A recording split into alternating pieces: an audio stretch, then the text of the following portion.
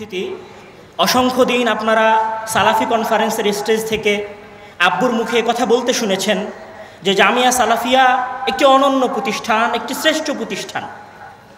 এটা শুধু আপনারা বলতে শুনেছেন, কিন্তু উনি এই কথাগুলোর কি আপনাদের সামনে কখনো ব্যাখ্যা করেছেন? আপনারা যখন এই বুক স্টলগুলোর পাশ দিয়ে হেঁটেছেন তখন ওখানে দেখেন কিছু আরবি বাংলা দেয়ালিকা ঝুলানো আছে। এই দেয়ালিকাগুলো শুধু সালাফি কনফারেন্সকে উদ্দেশ্য করে বের করা হয়নি। এই দেয়ালিকাগুলো ছাত্ররা প্রত্যেক মাসে বের করে। একটা ক্লাস থেকে এক মাসে আরবি, বাংলা, ইংরেজিতে 3টা ভাষায় দেয়ালিকা বের হয়। এবং এইটা একদম উপরের ক্লাসের ছাত্ররা বের করে তা নয়, অষ্টম, সপ্তম, নবম শ্রেণীর ছাত্ররাও এক মাসে একসাথে 3টা ভাষায় দেয়ালিকা বের করে। এইটা জামিয়া সালাফিয়ার বৈশিষ্ট্য। এইটা জামিয়া সালাফিয়াকে অনন্য করেছে। এই জামিয়া সালাফিয়ার আরও একটা বৈশিষ্ট্য হচ্ছে যে এই জামিয়া সালাফিয়ায় বিদেশি শিক্ষকেরা পাঠদান করেন। এখানে ইন্ডিয়ার শিক্ষকগণ আছেন। এই জামিয়া সালাফিয়ার আরও একটা বৈশিষ্ট্য হচ্ছে এই জামিয়া সালাফিয়ায় সৌদি আরবের শিক্ষকগণ শিক্ষাদান করেন। এই বছরে 4 মাস ডক্টর মোহাম্মদ জায়েদ আল জোহানি আরবিতে ছাত্রদের সামনে দার্স দিয়েছেন। 4 মাস আরবি না বুঝলে 4 মাস উনি কীভাবে দার্স দিলেন? মানে জামিয়া সালাফিয়ার ছাত্ররা অভ্যাসগত, স্বভাবগতভাবে আরবি বোঝে। উনার পরে শেখ মনসুর 1 মাস আরবিতে দার্স দিয়েছেন।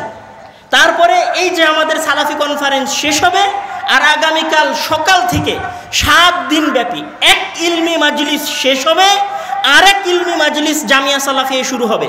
7 দিন ব্যাপী মদিনা ইউনিভার্সিটির শিক্ষকেরা সকাল থেকে নিয়ে শুরু করে এশার সালাত পর্যন্ত বিভিন্ন বিষয়ে আকীদা, সিরা, হাদিস, তাফসীর এবং আম মুহাদারার উপরে ছাত্রদের সামনে দার্স প্রদান করবেন।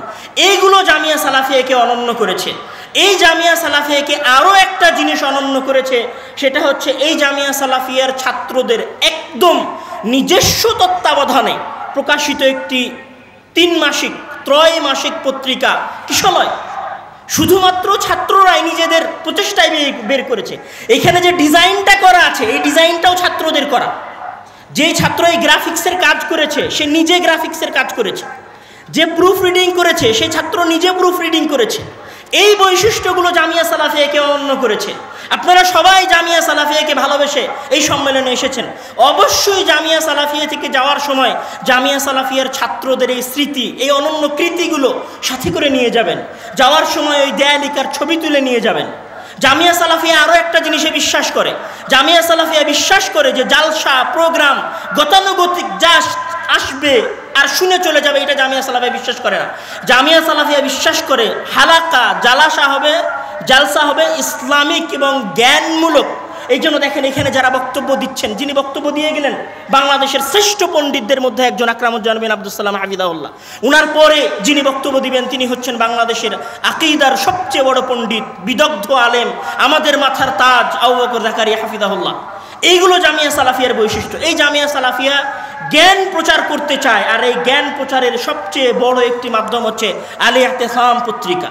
যাওয়ার সময় যদি আপনার জ্ঞানের প্রতি ভালোবাসা থাকে, সালাফি কনফারেন্সের প্রতি ভালোবাসা থাকে, প্রকৃত জ্ঞান অর্জন করতে চান, তাহলে অবশ্যই আপনার যাওয়ার সময় আল ইতিসামের একটা কপি নিয়ে যাবেন। আল ইতিসামের একটা কপি নিয়ে যাবেন আর মনে করবেন আপনি সাথে করে জ্ঞান নিয়ে যাচ্ছেন। বাসায় গিয়ে খুলে পড়লে একটু জ্ঞান অর্জন হবে। আরেকটা কথা বইয়ের সাথে আপনাদেরকে পরিচয় করিয়ে দেই। অনেক সময় বক্তব্যের মধ্যে আপনারা আব্বুর কাছে শুনেছেন হাদিসটাকে ইমাম আলবানী রাহিমাহুল্লাহ সহি বলেছেন। আপনারা বই খুললে দেখবেন লেখা আছে যে সাহাহুল আলবানী, আলবানী রাহিমাহুল্লাহ সঠিক বলেছেন।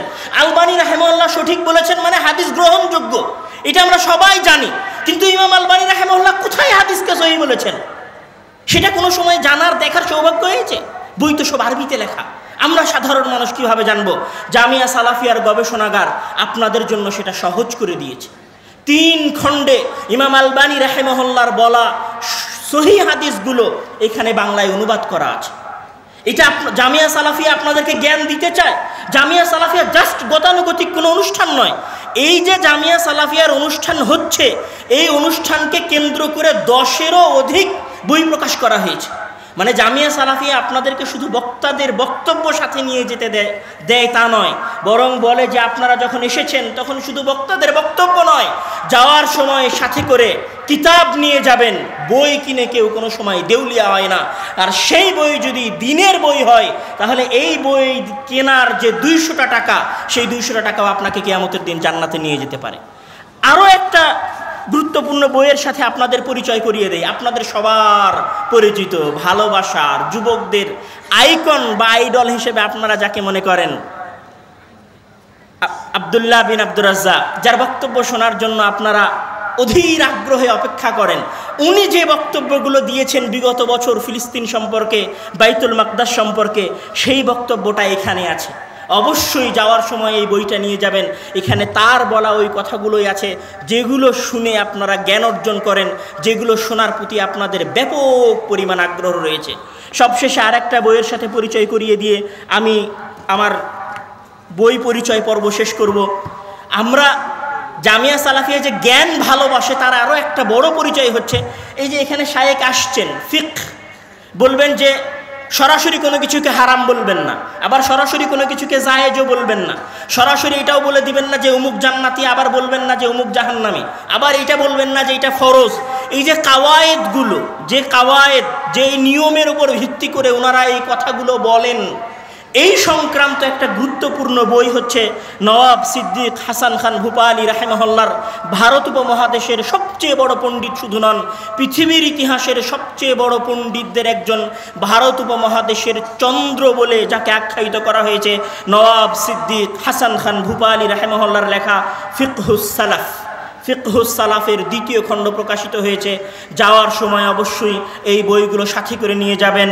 যাওয়ার সময় ছাত্রদের প্রকাশিত কিশলয় কখনোই নিয়ে যেতে ভুলবেন না, এবং জ্ঞান বহনকারী এই বইগুলোকে সাথে করে নিয়ে যেয়ে নিজের জীবন, নিজের পরিবার, নিজের সন্তানদেরকে আলোকিত করার চেষ্টা করবেন। মহান আল্লাহ তাআলা জামিয়া সালাফিয়ার এই ইলমি খেদমতকে কবুল করুন এবং আপনাদের মাঝে ইলম প্রচার এবং প্রসারের আরও বেশি সক্ষমতা দান করুন, আরও বেশি বেশি বই অনুবাদ করার এবং সেগুলো জনগণের সামনে পেশ করার তৌফিক দান করুন।